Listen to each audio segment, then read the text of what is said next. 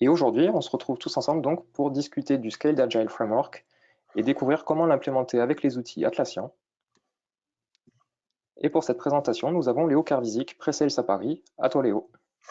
Bonjour à tous, donc Léo Carvisier, comme vient de le dire Anthony, ingénieur avant-vente pour Valiantis, et aussi depuis cette année, suite à l'acquisition d'Atlassian de l'ancien outil qui s'appelait Agilcraft et qui est devenu Jiralign, je suis aussi certifié SAFe, donc SPC, pour vous aider dans l'implémentation du framework, et aussi naturellement responsable de l'agilité à l'échelle, de l'offre agilité à l'échelle pour Valiantis sur la BU France. Donc, autour de l'agilité à l'échelle, le meeting, voilà, l'agenda. Donc, on va commencer par les challenges de l'agilité à l'échelle, puisque c'est l'évolution naturelle de la transformation des équipes agiles de ces dernières années. Donc, beaucoup d'entreprises ont travaillé avec des équipes aux alentours de 5, 8, 10 personnes pour leur expliquer la méthodologie agile. Et aujourd'hui, elles décident de pouvoir gérer des plus gros projets, beaucoup plus complexes, avec ces principes. Et donc, il va y avoir quelques challenges à relever. On abordera naturellement le Scale Agile Framework, donc SAFe, dans un second temps, donc les grands découpages, les grands enjeux, les grands rôles, ce genre de choses. Ensuite, on verra deux cas d'implémentation de SAFe avec les outils Atlassian, dans un premier cas avec Jira Align, et ensuite, comment est-ce qu'on va implémenter SAFe avec la solution Jira et les apps du marché.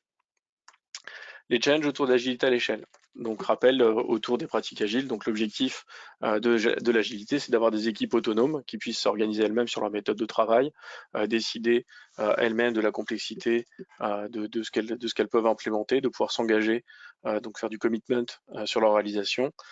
L'idée de pouvoir justement améliorer la relation souvent entre le business et les équipes d'implémentation, donc au travers du rôle du product owner pour justement la partie business. L'intérêt de cette méthodologie, c'est d'avoir des cycles courts de développement et d'implémentation, donc généralement des itérations de 2 à 3 semaines pour avant livraison d'un produit, donc après pour la partie intégration, recettes et autres. Le vrai plus, naturellement, c'est grâce à ça, c'est d'avoir des livraisons rapides et fréquentes des nouveaux projets, donc de ne pas avoir à attendre 2 ans, 3 ans pour avoir une livraison, mais d'avoir quelque chose de l'ordre de la semaine ou du mois pour avoir des produits livrés en production et donc avoir un ROI rapide et un time to market beaucoup plus court. Grâce à ça, on va avoir donc naturellement des retours sur investissement et donc du reporting sur le time to market beaucoup plus intéressant. Est-ce que les features, ce que j'ai demandé, est-ce qu'elles apportent immédiatement le gain escompté, et donc on va, grâce à tous ces changements-là, aussi changer la culture d'entreprise, c'est-à-dire embrasser le changement. Souvent dans les entreprises, quand on veut changer les choses, souvent ce qu'on entend c'est pourquoi est-ce que je changerais? On a toujours fait comme ça.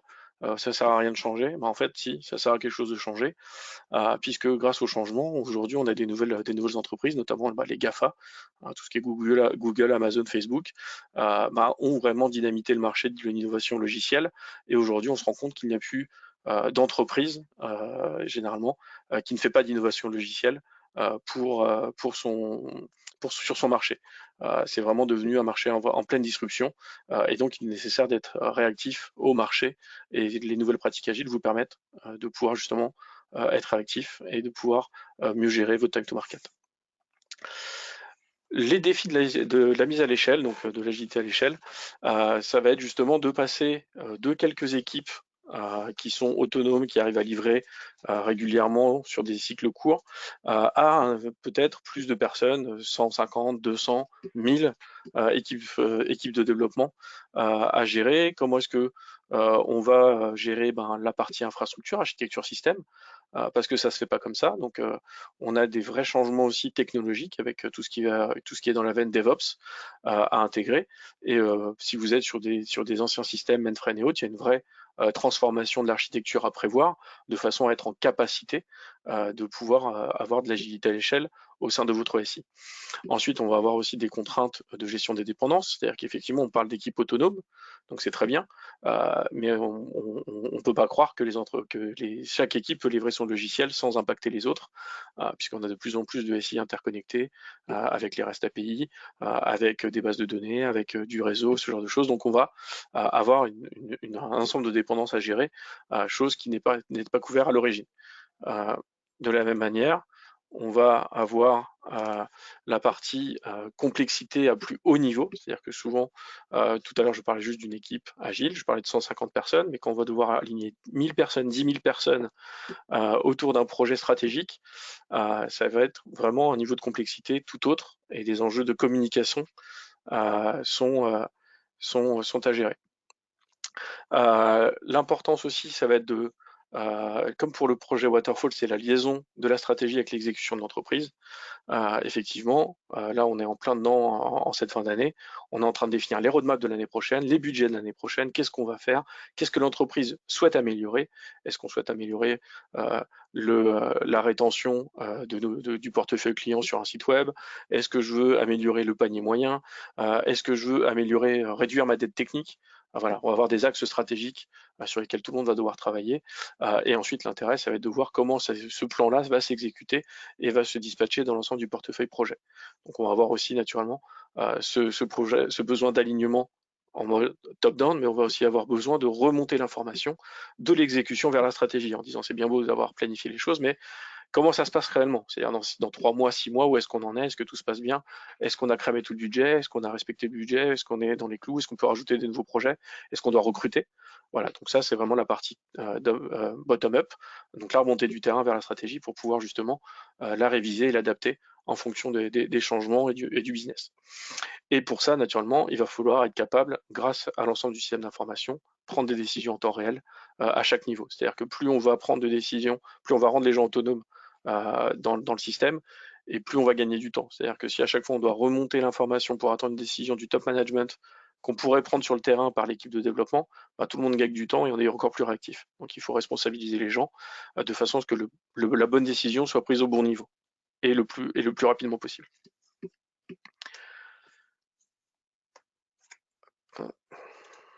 Excusez-moi. Voilà. 5 astuces pour la mise à l'échelle réussie. Effectivement, on parle beaucoup de l'outil dans cette présentation, mais il n'y a pas que l'outil. On va beaucoup se reposer sur les process et sur les gens avant de parler de technologie. Comme pour la partie mise en place de l'agilité, des méthodes Scrum ou Kanban dans les équipes agiles ces dernières années, on va avoir besoin maintenant de vrais coachs en transformation, notamment les SPC, pour vous aider à mettre en œuvre ce framework au sein de votre entreprise.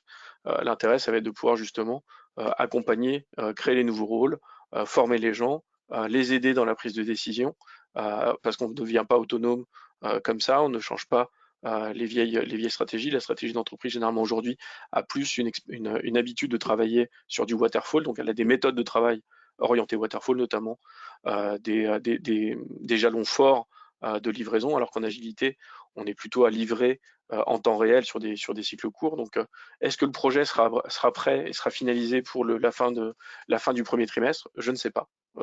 Et c'est un vrai changement de culture, parce qu'il faut être capable de dire à votre décisionnaire, à vos donneurs d'ordre, je ne sais pas. Le projet, est-ce qu'il sera fait à 100% dans 3 mois? Peut-être pas. Par contre, on aura fait, avec nos capacités de travail, on en aura fait le maximum possible et on aura livré tout ce qu'on pouvait livrer dans le temps imparti, dans le délai. Et ça se trouve, on est tellement bon, on fera plus vite. C'est possible aussi. Mais c'est plus difficile de s'engager sur des dates. On va avoir besoin d'un soutien de l'exécutif d'entreprise. Donc, on va avoir besoin d'un soutien du top management. Naturellement, on ne peut pas mettre en place ce genre de démarche. C'est une réorganisation complète de l'entreprise sans avoir les membres du comité de direction impliqués et en sponsor. Déjà, parce que eux, on va être les premiers impliqués dans ce nouveau framework. Je viens d'en parler, il va falloir qu'ils changent un peu de culture et qu'ils soient un peu plus ouverts sur un peu de flou sur les dates de livraison. Mais d'un autre côté, ils ont bien compris aujourd'hui que l'enjeu va être d'améliorer l'innovation, les cycles d'innovation et la réponse de l'entreprise au marché. Derrière, l'investissement va être aussi fort sur le plan de formation des différents acteurs. Faut pas se leurrer, aujourd'hui on a beaucoup d'entreprises en France et même dans le monde qui sont en train de se transformer au niveau de l'agilité à l'échelle. Donc ça va être intéressant pour toutes les personnes dans l'entreprise d'être formées, parce que déjà ils seront impliqués dans cette transformation, ils seront capables d'accompagner cette transformation de l'entreprise. Aussi, après, soyons quand même transparents, ils vont aussi améliorer leur employabilité s'ils vont dans une autre entreprise qui fait de l'agilité à l'échelle. Ça peut être aussi un moyen d'améliorer sa visibilité sur le marché de l'emploi. Les pratiques et les process. Donc là, naturellement, on va devoir entièrement revoir l'ensemble des méthodes de l'entreprise. Comme j'en parlais tout à l'heure, la vraie transformation, c'est surtout les projets waterfall qui vont disparaître. Peut-être une partie va rester pour certains systèmes, peut-être pas. Donc là, il y a une vraie transformation, une vraie mise en cohérence, une vraie orchestration de l'ensemble des pratiques et des processus dans l'entreprise. J'aurais même plus loin, j'irais plutôt, on va même changer complètement la culture de l'entreprise à tous les niveaux pour justement améliorer cette culture du changement et cette appétence pour le changement. C'est-à-dire on ne restera plus sur on a toujours fait comme ça, pourquoi se remettre en question? Bah justement, ne pas se remettre en question, c'est la meilleure solution de ne pas voir les futures évolutions du marché et de être en capacité potentiellement de mettre en danger l'entreprise. Et tous ces 4 premiers piliers vont reposer naturellement sur une mise en place d'outils communs, notamment par exemple les outils DevOps aujourd'hui avec des outils comme Jenkins pour faire l'intégration du déploiement et du déploiement continu, un outil comme Jira pour faire le pilotage de vos projets agiles, un outil comme Confluence pour faire la collaboration. Voilà, donc il faut des outils communs, d'une part parce que ça va être des outils qui vont permettre de supporter ce changement de culture, mais aussi ce sont des outils qui vont être partagés par les gens de l'entreprise. Donc si je change d'équipe et que je dois prendre de nouveaux outils, je perds du temps. Donc autant tous utiliser les mêmes choses, peut-être pas sur tout le process, mais au moins certains outils clés de façon à aussi conserver des méthodes de travail transverses à l'entreprise.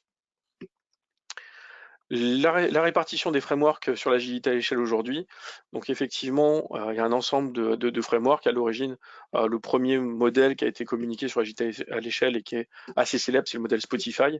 Je vous encourage à aller voir leur vidéo sur YouTube. Elle est assez claire et assez limpide. Et donc voilà, l'idée par-delà, c'est les équipes sont agiles. On a besoin de s'organiser à plus haut niveau. On a besoin d'avoir des processus de décision, des processus de gestion beaucoup plus souples. Et donc, on revoit l'organisation. À l'origine, c'est plus la DSI, mais maintenant, ça va plus loin. J'en parlerai un peu plus tard, mais par exemple, le framework Safe, excusez-moi, pour l'année prochaine, le Safe 5 va plus loin que les équipes de développement. On commence même à parler de métiers en gestion agile. Donc, c'est quelque chose qui vraiment transforme et est au cœur de l'entreprise. Ensuite, on va avoir des méthodologies de type Scrum of Scrum, large scale Scrum, Less, ce genre de choses. Donc, on a un ensemble de frameworks avec ses avantages et ses inconvénients. Moi, j'ai pas de jugement, de critique à porter sur ces différents systèmes. Essayez-les, voyez ce que vous avez comme ressources dans votre entreprise pour les implémenter. Tout ce que je peux vous dire aujourd'hui, c'est que Safe pour 2019 était le framework le plus représenté, le plus implémenté. Et je pense que pour 2020, on va être aux alentours des 40-45% de part de marché sur cette méthodologie d'implémentation. Le vrai challenge pour nous, avec les outils Atlassian, ça va être d'implémenter, de vous aider à supporter cette nouvelle méthodologie.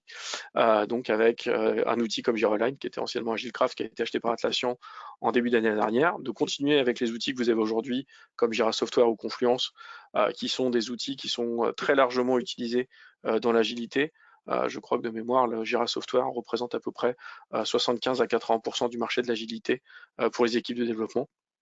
Donc l'idée va être de pouvoir construire à partir de cette brique au niveau équipe la future solution pour piloter l'agilité à l'échelle. Vous avez des nouveaux entrants. EasyAgile est un éditeur d'add-on autour de l'agilité pour vous aider sur la roadmap, la user story map. Vous avez des outils comme Portfolio Big Picture qui sont à l'origine des outils de pilotage de projet mais qui là aussi peuvent vous aider avec certains modules, certaines fonctionnalités comme la gestion des dépendances, ce genre de choses, à pouvoir améliorer le pilotage de votre portefeuille projet ou sur l'exécution de vos projets. Structure est un add-on aussi de cette veine-là, c'est plus une vision de vos tickets Jira avec différentes dépendances. Et enfin, on a la partie naturellement reporting avec CSBI qui est un module de restitution. Donc Safe, l'agilité Scale Agile Framework. Aujourd'hui, Safe 5 va changer drastiquement de présentation. On va remettre le client au cœur. Et il ne faut pas se leurrer, effectivement, le client est vraiment au cœur de nos entreprises aujourd'hui. C'est ce qui va faire ou défaire les entreprises. Sans client, pas d'argent, pas de projet. C'est presque aussi simple que ça. Et sans projet et sans argent, pas d'entreprise. Donc on va travailler avec Safe sur différents domaines. Donc on va travailler sur la gestion du portefeuille, on va travailler sur l'organisation agile, chose dont j'ai un peu parlé. On va avoir aussi une culture de l'apprentissage continu, donc l'apprentissage pas seulement au sens formation standard, formation outil, mais vraiment apprendre aussi le marché. C'est-à-dire que j'ai le droit aussi d'expérimenter des fonctionnalités sur mes produits et aussi apprendre de ces expérimentations. C'est est-ce que avec les outils maintenant d'A/B testing, voilà, l'objectif c'est je propose des nouvelles fonctionnalités au client et je compare entre cette nouvelle fonctionnalité et l'ancienne, laquelle a le meilleur retour. Et si elle n'a pas le bon retour, je la supprime et j'itère comme ça. On a une vraie culture aujourd'hui dans l'agilité de l'expérimentation. C'est vraiment plutôt que d'essayer de se dire j'ai la science infuse, je sais tout mieux que tout le monde. Non, on ne sait pas tout mieux que tout le monde. On peut essayer, on peut proposer des solutions et voir comment elles marchent et quel retour on va en avoir. On va s'appuyer naturellement sur une équipe de leadership agile. Donc là, c'est ce que je disais tout à l'heure sur les sachants, les coachs. On va aussi s'appuyer sur vos équipes qui sont déjà en train d'utiliser l'agilité. Donc les équipes techniques et les équipes de développement. On va commencer à introduire des notions de livrer des produits agiles, c'est-à-dire qu'il faut aussi que vos produits soient en capacité d'être livrés rapidement sans avoir beaucoup de transformations. C'est sûr que si vous avez du SAP ou du mainframe, c'est beaucoup plus compliqué de livrer en agilité. Et donc de façon à pouvoir naturellement avoir ensuite un ensemble global de livraison pour l'entreprise et d'avoir ensuite des vraies métriques et un vrai système sur lequel on va pouvoir capitaliser. Après, il y a aussi des enjeux business pour l'entreprise. Comment se découpe le framework? Donc le framework aujourd'hui se découpe avec une couche essentielle, ce qu'on appelle essentiel safe. L'idée c'est que vous avez déjà des équipes agiles et on va juste rajouter un premier niveau de complexité, c'est-à-dire commencer à faire travailler 4, 5, 10 équipes agiles, à peu près jusqu'à entre 100, 150 personnes maximum, ce qu'on va appeler un train. Donc l'idée c'est que toutes ces équipes, qui sont toutes autonomes jusqu'à assez récemment, puissent collaborer correctement et respecter aussi un framework d'agilité. Donc on va généralement, on va introduire ce qu'on appelle un programme increment. L'idée c'est que pendant 3 mois à peu près, on va à chaque sprint, donc toutes les 2 à 3 semaines, on va se cadencer et tout le monde va se synchroniser et livrer à peu près au même moment, de façon à pouvoir livrer un produit fini à certaines dates clés, donc généralement à la fin du quarter, l'ensemble des évolutions que le business souhaitait. Donc là, l'intérêt, c'est de pouvoir cadencer les livraisons des équipes, prévoir et mieux identifier les dépendances entre les éléments techniques, peut-être même les éléments business, et prendre confiance à la livraison régulière d'éléments logiciels qui ont encore plus de valeur que si on les livrait chacun de notre côté. Donc l'idée va être vraiment de cadencer les choses.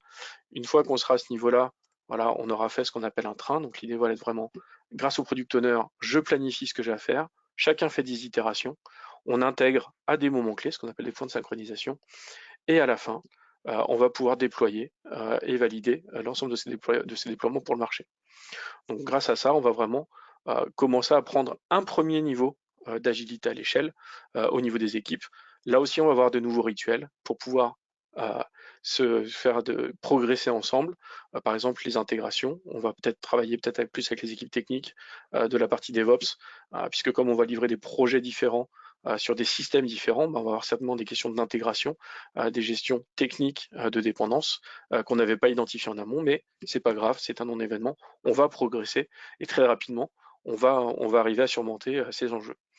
Une fois qu'on aura arrivé à avoir un premier train ou 2 premiers trains, on va pouvoir commencer à se focaliser sur un autre niveau de l'agilité à l'échelle, c'est-à-dire monter la complexité. techniques, c'est-à-dire que là, faire des enjeux encore plus gros, j'ai des gros systèmes, par exemple, si je veux lancer une fusée ou un satellite avec des systèmes embarqués, c'est pas une centaine de personnes que je vais avoir, c'est peut-être 1000, 2000, 10 000 développeurs que je vais avoir à gérer.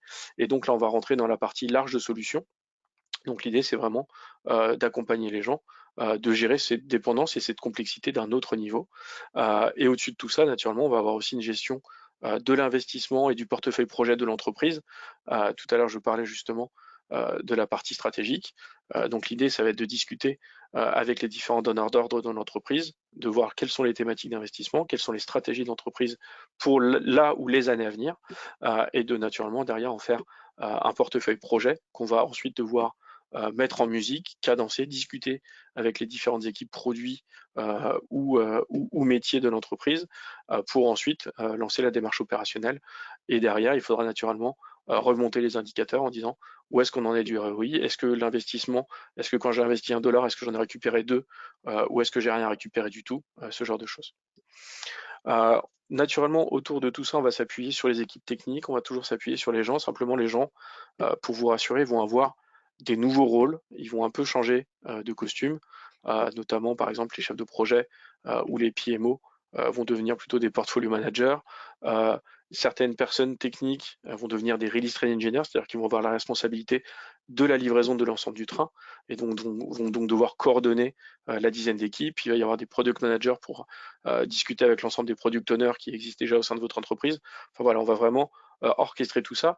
Et chaque niveau de décision est une équipe agile en tant que telle, donc suit les principes de l'agilité en termes d'autonomie, de prise de décision, d'itération de livraison, ce genre de choses. L'idée, c'est vraiment d'avoir des cycles courts et d'être rapide pour répondre au marché. Maintenant, Safe, c'est bien, ça répond à des enjeux organisationnels, à des enjeux métiers, mais comment je fais avec les outils que j'ai aujourd'hui? C'est assez difficile. Première réponse, on le fait avec un outil qui est dédié à ça, qui s'appelle Jira Align. On va avoir un ensemble d'outils, un ensemble d'organisations. Donc, sur la gauche, on a dit les différents niveaux d'organisation dont j'ai parlé tout à l'heure. Il faut bien voir que chaque niveau d'équipe est une équipe agile, même si on parle de l'équipe exécutive. L'équipe exécutive devant répondre à des enjeux de marché plus courts, se doit elle aussi d'être réactive et donc de pouvoir adapter sa stratégie rapidement. Le portfolio management, de la même manière, si la stratégie est adaptée, j'ai peut-être à arrêter des projets. Donc généralement, on avait culturellement des projets waterfall qu'on lançait pendant 1 an, 2 ans, 3 ans. Aujourd'hui, c'est plus possible. On ne peut plus se dire j'ai investi, j'attends 3 ans pour avoir mon argent, ou j'ai lancé mon projet et j'ai besoin de l'arrêter dans 2 semaines. C'est une vraie problématique pour l'entreprise. Moi, j'ai déjà vécu des projets qui ont été arrêtés et 6 mois plus tard, les équipes de développement continuent à travailler sur des briques et sur des projets qu'on avait arrêtés. Donc, on avait un vrai problème de transmission de l'information, de synchronisation au niveau des outils et même au niveau du process de décision. Et donc, à chaque niveau, voilà, on va avoir ces différents niveaux de problématiques et ces différentes contraintes de gestion. Une fois qu'on a parlé des équipes, donc on a vraiment besoin de les aligner, qu'est-ce qu'on va vouloir gérer au sein de la solution Jira Align? On va vouloir gérer le portfolio de projet et la stratégie d'entreprise. L'intérêt, c'est de pouvoir la partager, la communiquer avec tout le monde. Qui n'a pas connu un développeur ou un chef d'équipe qui dit mais pourquoi est-ce qu'on fait ça? C'est aberrant, on n'en a pas besoin de ça. Si on en a besoin parce que j'ai l'information, je peux te la donner, elle est transparente, parce que la stratégie d'entreprise est sur cet axe-là, qu'on va faire dans ce projet-là, et donc dans ce projet-là, on fait cette fonctionnalité, et c'est pour ça que je te demande de faire ça. On a vraiment, grâce à ça, une façon de pouvoir communiquer assez rapidement avec les gens. Naturellement, on va avoir aussi besoin des avancées sur le développement, c'est-à-dire comment je framework, comment je découpe les différents projets. Donc là, aujourd'hui, avec tout ce qui est la veine du DevOps, du Git, des nouvelles solutions, des nouvelles technologies, on a de plus en plus de solutions de développement fractionnés qu'on va pouvoir aussi faire fonctionner les uns avec les autres très simplement. Et naturellement, on a toute la partie de product management qui est j'ai un portefeuille projet. Maintenant, comment ça se retranscrit dans les différents produits de l'entreprise, dans les différentes briques SI? Ça, c'est le boulot des PO et des PM au sein de l'entreprise, de faire la jonction entre la stratégie, le portefeuille et les équipes techniques pour leur expliquer leurs besoins. Voilà un exemple d'implémentation dans Jira Align de la stratégie de l'entreprise. c'est la pyramide de décision. On va partir des missions de l'entreprise. Donc là, c'est bien parce que ça permet de représenter les objectifs à long terme.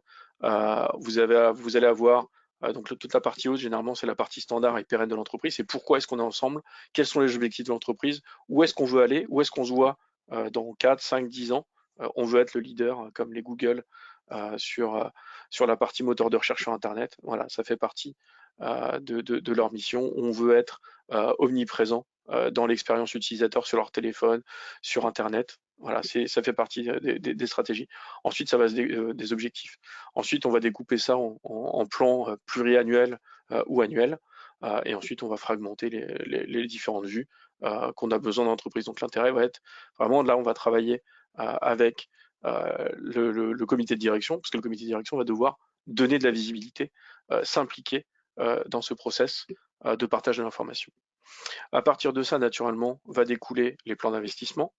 Des plans d'investissement vont découler les investissements projets, les fonds de valeur, les features et le travail de l'équipe. Et ensuite, la remontée va être le ROI tiré sur l'investissement des différents projets. Autre outil intéressant dans Jira Align, c'est le programme board. Donc pour ceux qui font déjà de l'implémentation d'agilité à l'échelle, on va, grâce à ce programme board, avoir différents items de présenter. Donc on va avoir ici en haut les objectifs. Donc quels sont les objectifs qu'on veut implémenter dans le trimestre, les features qu'on veut réaliser. Donc en rouge, c'est celles naturellement sur lesquelles on a un problème, une dépendance non respectée, du retard. Une croix, c'est une dépendance dont je parlerai un petit peu plus tard. Petite information intéressante, c'est que tout ce qui est vert, c'est très bien. Et par contre, si vous voyez le petite coche verte foncée, en fait, c'est encore mieux, c'est-à-dire que non seulement votre feature a été réalisée, livrée, mais elle a été validée par le marché, c'est-à-dire par le business. C'est-à-dire que le product owner ou le product manager a réussi à valider qu'au niveau du business, la fonctionnalité rend bien le service et apporte bien la valeur attendue. Donc, on a été sur un investissement conforme aux attentes pour le business, et donc on peut continuer à suivre et à avancer. Donc, par contre, si la fonctionnalité ne remplit pas les enjeux business attendus, n'a pas la bonne rentabilité, n'apporte pas certaines évolutions, pas de panique. De toute façon, comme je le disais tout à l'heure, on est là pour expérimenter. On fera une nouvelle features qu'on intégrera au planning et on essaiera de colmater ou de réduire l'écart entre ce qu'on voulait faire et ce qu'on a besoin. Autre intérêt, c'est effectivement la gestion des dépendances. Le vrai manque dans Jira aujourd'hui, c'est d'avoir une vision visible, effectivement, une vision de l'ensemble des dépendances, qu'ils soient techniques ou métiers, de vos projets. Donc là, l'intérêt, voilà, c'est de pouvoir avoir des dépendances entre les équipes, savoir je suis en attente de qui et de quoi. Donc je vais avoir une vision, voilà, soit en tableau, soit par fil, en disant je suis en attente d'autres équipes. Donc en vert, c'est tout ce qui est OK. En rouge, c'est j'ai un problème dessus. Le Scapard Jira Align va être très intéressant au niveau de la dépendance, c'est qu'elle n'est pas vue uniquement comme une dépendance de type projet, souvent A doit être fait avant B, ce genre de choses. C'est en fait un engagement entre les équipes. C'est-à-dire c'est là où c'est un vrai changement de culture. C'est moi j'ai besoin peut-être, je sais pas, d'une livraison de l'équipe paiement. C'est-à-dire l'équipe paiement doit me fournir des nouvelles informations quand je change le parcours client pour récupérer ses droits. On a mis en place de nouvelles fonctionnalités, mais il faut qu'au niveau du paiement, l'offre soit implémentée pour pouvoir récupérer les infos, ce genre de choses. Je ne vais pas juste leur dire je suis en attente de ton évolution. Non, c'est je leur dis je suis en attente de l'évolution, j'ai prévu de travailler sur ma nouvelle fonctionnalité dans 2 ou 3 itérations. Est-ce que tu peux me la fournir à l'itération précédente? L'équipe va regarder si elle, dans son plan de charge, cette évolution est implémentable avec ses moyens. Soit elle peut s'engager, elle dit oui, donc là on a un vrai engagement de l'équipe pour la réalisation, soit elle dit non, et là on a un vrai problème de charge, et donc là on va pouvoir arbitrer et en discuter avec le release train engineer, avec le product manager pour voir comment est-ce qu'on peut soulager l'équipe de paiement pour pouvoir me livrer le module dont j'ai besoin. Ou alors on dépriorise le module, la fonctionnalité dont on est en attente. Voilà, ça va être ce genre de visibilité. Et c'est là ce que va apporter Jira Align à la différence de Jira, c'est que vous avez tout un process de négociation, de discussion, d'engagement des équipes au niveau de ces dépendances. C'est pas juste je balance ma dépendance et maintenant je m'en lave les mains, c'est plus chez moi. Non, non. Il y a une notion de je communique, j'attends un retour, de négociation et de discussion. Et qu'une fois que c'est validé, les deux équipes sont d'accord, on ne reviendra pas sur le sujet et on pourra avancer. Enfin, autre intérêt, on parlait justement de la notion de communication. Donc là, vous avez un exemple de dashboard au niveau du programme Increment. dans Jira Align.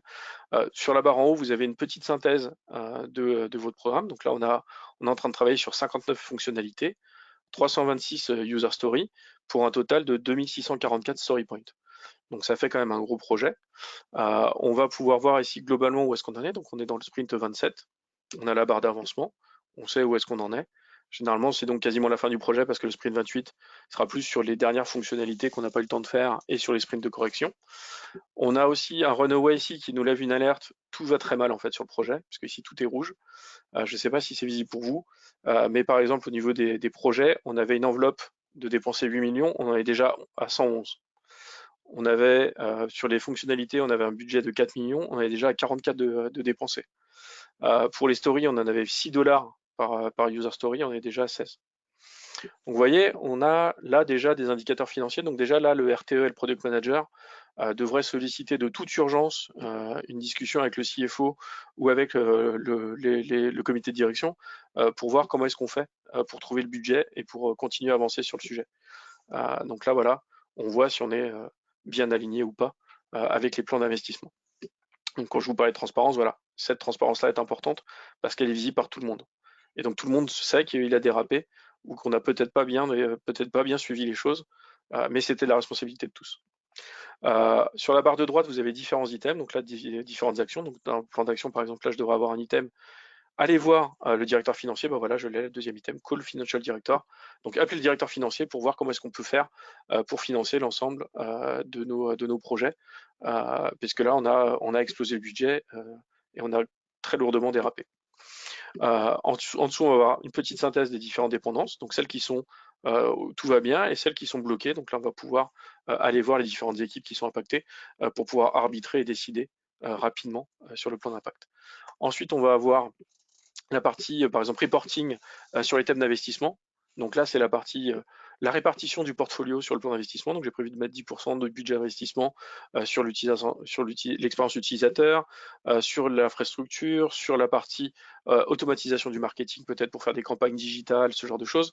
Voilà, on va avoir un ensemble de plans d'investissement et d'efforts associés sur comment est-ce que se répartissent l'effort pour ces projets. Et ensuite, on va pouvoir, voilà, avoir une idée de qu'est-ce qu'on avait budgété, qu'est-ce qu'on avait planifié et qu'est-ce qu'on a consommé au quotidien.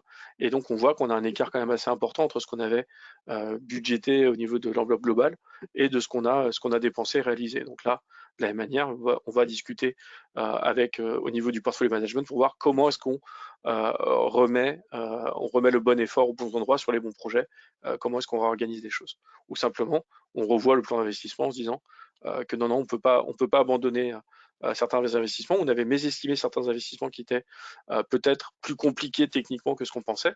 Donc d'où l'intérêt d'avoir les remontées des équipes techniques pour pouvoir dire, en fait, vous avez estimé que c'était 10%, mais en fait, non, ça sera 30% du budget d'investissement parce que résorber une dette technique, c'est plus coûteux que ce que vous pensiez. Donc d'où l'intérêt des échanges et de la solution. Donc voilà ce que va vous apporter globalement Jira Align, c'est quelques exemples. Aujourd'hui, Jira Align va être généralement pour les équipes au-delà de 20. Si vous utilisez Jira, c'est à peu près le seuil d'alerte qu'on met en place. Puisque beaucoup d'équipes vont quand même avoir beaucoup d'autonomie et des modes de traitement et de gestion assez différentes. La complexité, c'est qu'on va partir sur un Jira existant avec des configurations existantes et qu'on va vouloir le transformer, l'adapter. Généralement, c'est assez douloureux et c'est assez compliqué parce qu'on a toujours des équipes à droite, à gauche qui sont impactées alors qu'elles ne le devraient pas. On va pouvoir, grâce à Jira Align aussi, intégrer plusieurs instances Jira dedans, c'est-à-dire que vous n'êtes pas obligé de faire du 1 pour 1.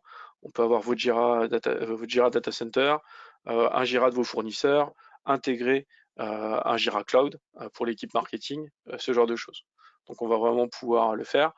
On attend des retours d'Atlassian aussi pour la capacité à intégrer d'autres outils, mais pour le moment, ils se sont surtout focalisés sur l'intégration naturellement de la solution Atlassian Jira au niveau de Jira Align.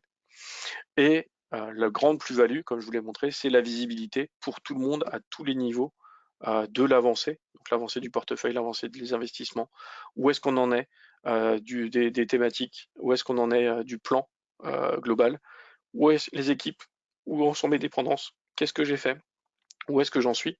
La seule différence, c'est que vous n'avez pas les équipes de développement dans Jira Online, puisque eux, Jira restera leur outil de communication et leur outil de traitement. Par contre, les Scrum Masters, les Product Owners, les Product Managers, les Release Train Engineers, les Portfolio Managers, les différents managers d'équipe, eux travailleront au niveau de Jira Online pour savoir qu'est-ce qu'on a besoin de moi, où est-ce qu'on en est, qu'est-ce que je fais, qu'est-ce qu'on doit réadapter, quelles sont mes dépendances, où en sont mes risques. Voilà, vous allez pouvoir, grâce à cet outil, gérer et aligner tout le monde sur ce qui est réellement important dans l'entreprise. Safe avec Jira. Donc là, l'intérêt va être c'est plus vos débuts de transformation safe. On continue à utiliser Jira, on commence la transformation. Donc déjà, il faudra bien définir la structure safe dans Jira. Donc généralement, on va avoir au niveau du portfolio ce qu'on appelle les épiques ou les initiatives. Donc effectivement, il y a un écart entre le vocable Jira par défaut et le vocable safe. Les épiques dans Jira correspondent au niveau features dans safe. Donc on parle de fonctionnalités. Et généralement, quand on parle d'épiques au niveau safe, on va plutôt parler d'initiatives, de projets dans Jira. Donc il va y avoir voilà, un découpage à implémenter avec différentes personnes au niveau de chaque gestion dans la solution. Au niveau des solutions pour implémenter, donc effectivement quand je gère des stories, j'ai des itérations au niveau de la semaine. Les features vont être sur des programmes increment, donc à livraison sous 3 mois. Et naturellement, tout ce qui va être projet, c'est généralement 3, 6, voire 12 mois maximum, puisque c'est les projets qu'on veut réaliser dans l'année, donc sur les budgets de l'année 2020 par exemple. Ensuite, premier outil, Portfolio for Jira, donc c'est une solution Atlassian. L'intérêt, c'est de pouvoir justement communiquer une roadmap sur l'année rapidement auprès de tout le monde. Ils ont récemment changé, proposé une nouvelle vue, donc ça c'est la petite image que vous êtes en train de voir. L'intérêt, c'est que vous allez pouvoir avoir une roadmap sur différents axes d'analyse, par exemple par équipe, par thématique d'investissement, par composant technique, et donc vous allez pouvoir définir comme ça différents plans de communication au travers des équipes rapidement pour pouvoir savoir qu'est-ce qui a impacté, quelles équipes sont impactées, quelles équipes interviennent. Là, on le voit, par exemple, le petit 1 rouge que vous avez sur certains items, c'est les dépendances entre les tâches. Donc quand c'est en rouge, c'est que ça va mal. Quand c'est en gris, c'est qu'on n'a pas encore commencé. Quand c'est en vert, c'est que tout est bon. Donc malheureusement, il n'y a pas de fil, comme on peut le voir sur certains programmes board, mais il y a un début d'implémentation des dépendances dans Portfolio. Autre intérêt, donc, c'est qu'on va pouvoir voir la hiérarchie par morceau. Soit je vais voir toute la hiérarchie donc du projet jusqu'à la user story ou la tâche d'implémentation, ou je veux juste le portefeuille d'initiative et j'ai ma vision sans avoir à tout redéfinir. Et enfin, vous avez aussi un plan de capacité, c'est-à-dire que vous allez pouvoir voir en fonction de la vélocité de vos équipes agiles, avoir une idée de combien de temps il vous faut pour réaliser le backlog à date. C'est-à-dire aujourd'hui, combien de temps il me faut pour finir le projet, est-ce que je vais tenir le quarter ou pas. Donc c'est pas quelque chose de très fiable parce que naturellement les choses peuvent changer, mais au moins vous pouvez communiquer au niveau de vos différents comités de pilotage grâce à cet outil en disant aujourd'hui, avec les capacités et dans l'état de la connaissance du scope, on est serein ou on n'est pas serein pour livrer à date. Si vous le voyez là tout en haut, vous avez une colonne avec un petit sens interdit. Donc ça, c'est un jalon qui a été défini et qui ne sera pas respecté. Donc il faudra cliquer dessus pour voir qu'est-ce qui manque. Est-ce que c'est le scope qui est trop large? Est-ce qu'on manque d'équipe? Est-ce qu'il y a une équipe qui a trop de travail? Donc là, on va pouvoir analyser et arbitrer au niveau du pilotage opérationnel. Autre outil intéressant qui est Big Picture, qui est un outil à l'origine plus dans la veine de MS Project, donc c'est un MS Project Lite. Vous avez plutôt à l'origine un pilotage Gantt des choses, mais ces dernières années, ils ont commencé à rajouter un board et une roadmap qui permettent de commencer à introduire de l'agilité et la gestion des dépendances dans ces tableaux de bord. Donc l'intérêt, voilà, c'est là où vous avez quelque chose de graphique, vous avez des flèches vertes ou rouges pour gérer les dépendances. À la différence de Jira Align, ce sont juste des dépendances au sens Jira, donc des liens entre les différentes tâches. Et il n'y a pas d'engagement, c'est-à-dire que c'est moi qui l'ai rajouté. Ça se trouve, l'équipe ne l'a même pas vu de l'autre côté. Mais s'ils viennent sur le board, ils le verront. Mais il n'y a pas d'engagement, il n'y a pas de visibilité forte, c'est pas un objet sur lequel on peut discuter. Mais il a l'avantage d'exister et au moins de le faire apparaître dans le process de prise de décision. Nouvel outil, structure. Donc moi, jusqu'à 4-5 ans, je vous l'aurais pas conseillé. J'avais eu des mauvaises expériences avec cet outil, mais je l'ai essayé l'année dernière et j'avoue, j'en suis assez satisfait. L'intérêt, ça va être là de pouvoir définir donc des structures de données à partir de vos tickets Jira, donc d'organiser votre Jira à partir de vos tickets, de vos workflows, ce genre de choses, et de vos équipes aussi pour avoir une vue, un peu comme dans le portfolio, du scope projet et d'où est-ce qu'on en est, comment se découpe le portefeuille, comment se découpent les activités en fonctionnalités, en user story, qui s'occupe des user stories, où est-ce qu'on en est de la progression globale, ce genre de choses. On peut même intégrer, là on le voit, voilà, WSJF pour pouvoir faire du scoring et arbitrer la priorisation de fonctionnalités ou de projets entre eux. Il y a un ensemble de fonctionnalités assez intéressantes, donc ça peut être intéressant de bencher cette solution dans le cadre d'une implémentation, d'un début de chemin vers l'agilité à l'échelle sur votre Jira. Par contre, c'est un outil qui demande un investissement assez fort, puisqu'il a quand même beaucoup de fonctionnalités et très très riche, et qui peut nécessiter comme une prise en main assez longue. Enfin, les solutions de Easy Agile, donc là, c'est différents petits modules que vous allez pouvoir ajouter sur votre Jira. Donc, par exemple, si vous avez besoin de vision de roadmap, ben, vous avez Easy Agile Roadmaps, vous avez Easy Agile User Story Map pour pouvoir discuter et présenter certaines choses. Vous avez aussi le programme planning et le programme board intégrés aujourd'hui dans un des modules. Donc, l'intérêt, c'est qu'il est déjà organisé, il est déjà presque clé en main. Et donc, il peut quand même être un outil intéressant si vous voulez juste commencer une implémentation et commencer à être un peu aidé sur justement la gestion de vos programmes increment. Ben, essayez ce module. Il ne demande pas beaucoup d'investissement. Il est assez facile de prise en main. Par contre, ben, si vous avez besoin d'adapter à un contexte particulier, à un process que vous voulez mettre en place, ben, il y aura une certaine limite. Mais au moins, il aura cet avantage de vous avoir aidé à débuter dans l'agilité à l'échelle pour coordonner 5-10 équipes. Rapidement, une petite évaluation des fonctionnalités safe sur les outils dont je viens de vous parler. Globalement, aujourd'hui, les backlogs et priorisations sont plutôt bien gérés. Au niveau de big picture, structure, ça nécessite un peu plus de travail puisqu'on va devoir mettre du WSJF, ce genre de choses. Alors que par exemple toute la méthodologie, le mécanisme de priorisation business ou de business value est déjà implémenté dans Jira Align. Mais je pense qu'aujourd'hui, au niveau de la gestion du backlog et de la hiérarchie, toutes les solutions sont plutôt bien conçues, bien pensées, puisqu'elles s'appuient déjà sur la souplesse de Jira pour toutes les apps Jira.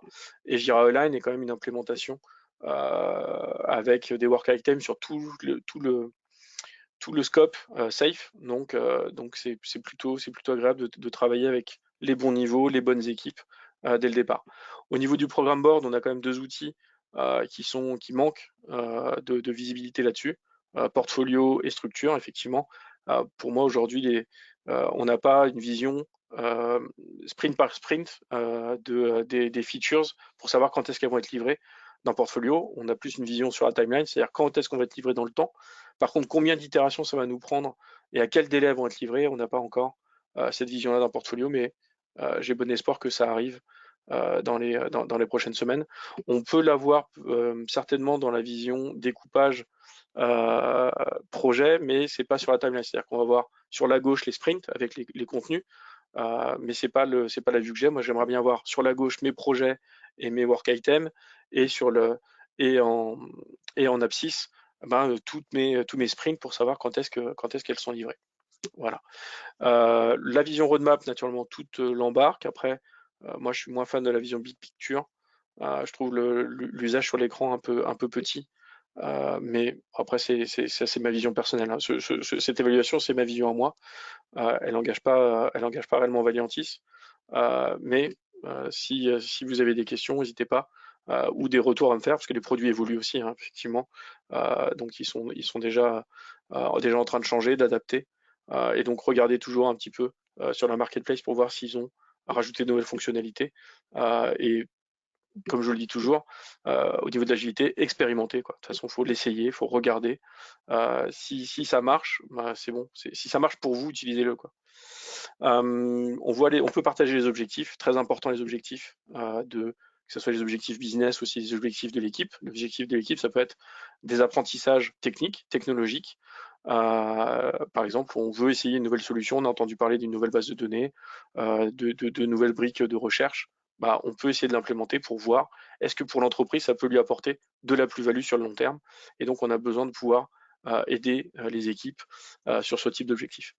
La gestion des dépendances. Donc, pour moi, Portfolio est quand même encore assez en retard sur cette vue-là, puisqu'on voit juste le petit rond à la rouge ou bleu au début ou en fin de chaque item, alors que beaucoup aujourd'hui de solutions implémentent vraiment le fil d'Ariane en vert ou en rouge, ce qui est quand même un outil graphique très important et très intéressant pour pouvoir arbitrer et être alerté sur les problèmes de dépendance. Le risk management, j'en ai assez peu parlé.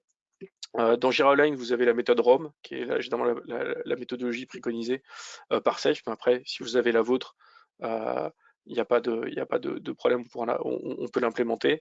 Avec les différentes solutions Atlassian, bah, c'est un peu différent, puisqu'en fait, on va surtout faire de l'intégration du process dans Jira. Seul Big Picture a un tableau de bord qui vous permet de ventiler vos tickets de risque sur un board, sur la matrice de risque, conséquences, probabilités, de façon ensuite à arbitrer rapidement au niveau des différents comités de pilotage ou de comités de gestion des risques.